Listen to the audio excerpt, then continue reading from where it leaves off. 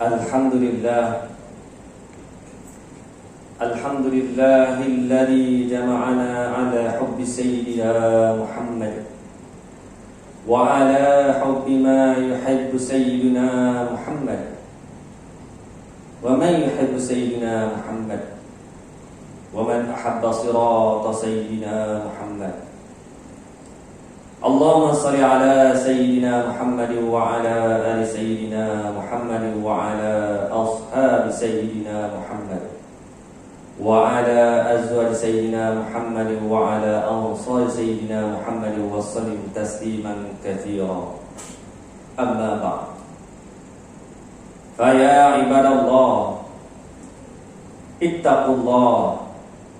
Usikum wa nafsi bi khairi wasiyatin 'allamana sayyidina Muhammad taqwallaha al-ahadis samad. Fa hiya tariqul jannatil muakkad. Faqad qala Allah ta'ala, ya ayyuhan nas u'budu rabbakumul ladzi khalaqakum wal ladzina min qablikum la'allakum tattaqun. Sidang jemaah yang dirahmati Allah SWT sekalian, saya berpesan kepada diri saya dan juga tuan-tuan sekalian, marilah kita sama-sama bertakwa kepada Allah SWT dengan melaksanakan perintah Allah SWT dan meninggalkan segala larangan Allah SWT.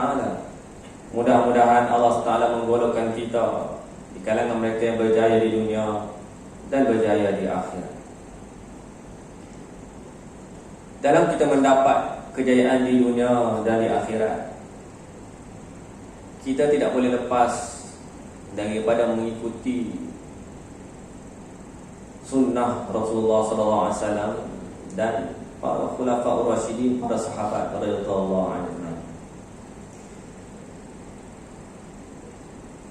Hari ini 20 Jamadul Akhir ataupun Jamadul Tsani 1444 Hijrah. Pada bulan ini pernah berlaku banyak peristiwa. Antaranya adalah peristiwa kewafatan Sayyidina Abu Bakar As-Siddiq radhiyallahu anhu. Seorang insan yang sangat istimewa di sisi Rasulullah SAW. Sahabat yang paling rapat dengan Rasulullah SAW, Sayyidina Abu Bakar As-Siddiq. Kewafatan beliau adalah merupakan satu kehilangan yang besar kepada umat Islam ketika itu. Namun beliau diganti oleh pengganti yang juga tidak kurang hebatnya, yaitu Sayyidina Umar Al-Khattab radhiyallahu anhu.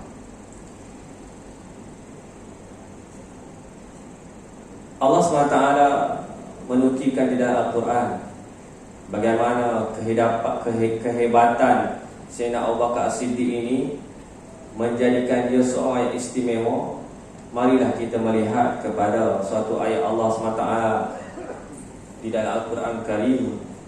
A'udzubillahi minasyaitonirrajim.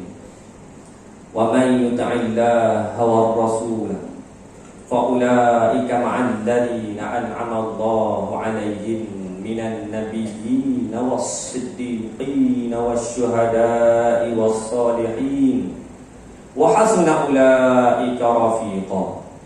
Dzalikal fadlu minallah wa kafa billahi 'alima. Shadaqallahu al-'azim. Dan barang siapa yang mentaati Allah dan Rasulnya, mereka akan bersama-sama dengan orang-orang yang dianugerahkan nikmat oleh Allah SWT. Iaitu, siapakah mereka? Iaitu para nabi, para siddiqin, orang-orang yang mati syahid, dan yang keempat, orang yang soleh. Dan mereka itulah teman yang sebaik-baiknya. Yang demikian itu adalah kurniaan daripada Allah Subhanahu wa taala, dan Allah Ta'ala cukup mengetahui. Hadirin sedang jemaah yang dirahmati Allah Ta'ala sekalian, asbabun nuzul ayat ini ada dua pendapat. Yang pertamanya kisah tentang seorang sahabat pertama, Sayyidina Thauban radhiyallahu anhu. Suatu hari dia datang kepada Rasulullah SAW dalam ceramah dengan kuliah Rasulullah SAW. Apabila Rasulullah SAW melihat Sayyidina Thauban, dia merasa hairan kerana keadaan badannya seperti orang yang sedang sakit, badannya kekuningan dan dia dalam keadaan yang sangat sakit. Lalu ditanya kepada Sayyidina Thauban radhiyallahu anhu, apakah keadaan kamu wahai Thauban? Berkatalah Thauban, ya Rasulullah, sebenarnya aku ini apabila bersama-sama dengan kamu sangat gembira dan sangat suka hati. Tetapi apabila aku pulang berjauhan daripada kamu wahai Rasulullah, aku merasa sangat rindu, tidak sabar-sabar untuk bertemu dengan kamu. Tapi aku sangat risau. Risau apa? Sayyidina Thauban kata, risau satu hari nanti kita akan mati. Kamu akan mati wahai Rasulullah, aku juga akan mati. Lalu kita akan dibangkitkan nanti di akhirat nanti. Sudah tentulah akan masuk syurga. Sahabat ni dia baik sangka dengan Allah Ta'ala. Dia kata kita akan masuk syurga. Dan tentulah dalam syurga nanti kamu berada di darjah yang sangat tinggi wahai Rasulullah. Bahkan aku akan berada di peringkat yang bawah-bawah saja dalam syurga. Itu bukan masuk syurga. Kalau aku masuk neraka, memang malanglah nasib aku tidak akan bertemu denganmu wahai Rasulullah. Itu yang membuat aku risau dan rasa sakit. Sekiranya aku risau nanti di akhirat nanti tidak akan bertemu dengan Rasulullah SAW. Maka turunlah ayat ini yang memberikan suatu perasaan seronok kepada Sayyidina Thauban bahawa di akhirat nanti wa may yuti'illah wa rasul, siapa yang taat kepada Allah dan taat kepada Rasul, ulaika ma'al ladzina an'ama Allahu 'alaihim, mereka akan bersama-sama. Orang-orang ni termasuklah Thauban ini akan bersama-sama dengan orang yang para nabi, para syuhada, para siddiqin akan bersama-sama di dalam syurga nanti kerana taat kepada Allah, taat kepada Rasulullah sallallahu alaihi wasallam. Maka gembiralah hati Thauban. Dalam riwayat yang lain, asbabun nuzul ayat ini adalah tentang seorang sahabat bernama Abdullah bin Zaid, seorang sahabat Ansar. Abdullah bin Zaid pernah bermimpi memperihal tentang azan bersama Sayyidina Umar Al-Khattab. Dia berkata kepada Nabi SAW, setelah saya keluar dari dekatmu, pulang menemui keluargaku, aku menjadi rindu kepadamu dan tidak ada sesuatu yang bermanfaat bagiku untuk mengobati rindu kecuali kembali bertemu denganmu.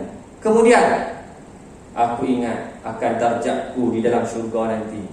Bagaimanakah aku boleh bertemu denganmu, boleh melihat denganmu wahai Rasulullah jika aku masuk ke dalam syurga. Begitulah kerisauan para sahabat radhiyallahu ajma'in, sayang dan rindunya kepada Rasulullah sallallahu alaihi wasallam. Maka diturunkan ayat ini bagi memperihalkan, menceritakan akan orang-orang seperti ini akan bertemu juga dengan para nabi, bertemu dengan Rasulullah sallallahu alaihi wasallam di akhirat nanti. Dan di dalam ayat ini ada disebut tentang satu perkataan, yaitu as-siddiqin. As-siddiqin adalah orang yang membenarkan. Di antara orang yang terkenal dengan gelaran as-siddiq adalah Sayyidina Abu Bakar as-Siddiq radhiyallahu anhu, seorang sahabat yang sangat istimewa. Lalu justru menjadi kewajipan kepada kita untuk mengenali siapakah sosok tubuh Abu Bakar ini. Siapakah dia sehingga dia menjadi suatu insan yang sangat istimewa di sisi Rasulullah sallallahu alaihi wasallam. Nama sebenar beliau adalah Abdullah bin Abi Quhafah. Baginda lahir 2 tahun selepas kelahiran Nabi. Maknanya jarak umur hanya 2 tahun sahaja dengan Rasulullah sallallahu alaihi wasallam, keturunan Bani Tamim, dan adalah orang-orang yang mula-mula masuk Islam, kelompok yang pertama masuk Islam, lelaki yang pertama masuk Islam. Diberi dengan gelaran As-Siddiq sebab apa?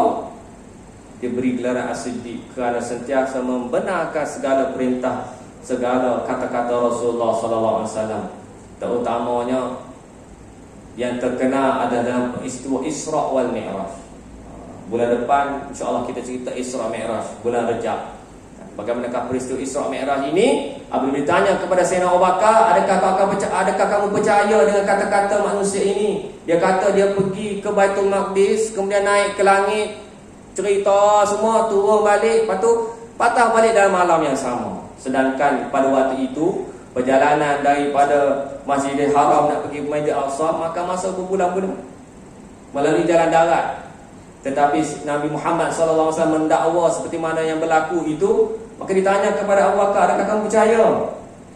Sayyidina Abu Bakar kata, kalau lah Muhammad SAW habaq kata pi jauh lagi daripada ini, aku pasti percaya. Maka lekatlah gelar As-Siddiq, orang yang membenarkan. Maka inilah insan yang kita sayang, yang sepatutnya kita menjadikan contoh tauladan dalam kehidupan kita. Antara sumbangan besar beliau ketika menjadi khalifah, antaranya menghapuskan golongan murtad, menghapuskan golongan nabi palsu, menghapuskan golongan yang enggan membayar zakat, membebaskan negeri yang berada di bawah cengkaman Rom dan Parsi ketika itu. Antara sumbangan dan jasa beliau adalah juga mengumpulkan tulisan Al-Quran Karim. Boleh baca, tuan-tuan boleh baca, carilah sejarah sirah tentang Sayyidina Abu Bakar As-Siddiq. Guru Haji Ali ada tulis satu buku karangan yang tebal tentang Khalifah Abu Bakar, lengkap riwayat hidup beliau dengan segala kronologi peristiwa penting yang berlaku dalam kehidupan beliau. Boleh kita baca dan mengambil iktibar daripada kehidupan sahabat besar Agung Rasulullah sallallahu alaihi wasallam. Antara tiga polisi pentadbiran, Abu Bakar ni seorang khalifah, seorang pemimpin, ketua negara. Antara polisi yang diperkenalkan ketika zaman dia memerangi golongan murtad ataupun nabi palsu dan enggan membayar zakat. Tiga manusia, jenis manusia ini berada dalam ketika pemerintahan Sayyidina Abu Bakar As-Siddiq. Selepas kewafatan Nabi, ramai pula mengaku jadi Nabi. Antaranya Musailamatul Kadzdzab. Lepas tu ada seorang perempuan pun mengaku jadi Nabi. Lah dua-dua tu nikah, kahwin. Nabi kahwin dengan Nabi. Dan golongan macam inilah yang diperangi oleh Sayyidina Abu Bakar As-Siddiq radhiyallahu anhu. Antara lain sumbangan pentadbiran Sayyidina Abu Bakar As-Siddiq ialah menggerakkan semula tentera Usamah bin Zaid untuk memerangi penduduk Ghassan yang telah membunuh utusan Rasulullah sallallahu alaihi wasallam. Antara lain adalah beliau melantik khalifah selepasnya dengan tujuan pemeliharaan perpaduan.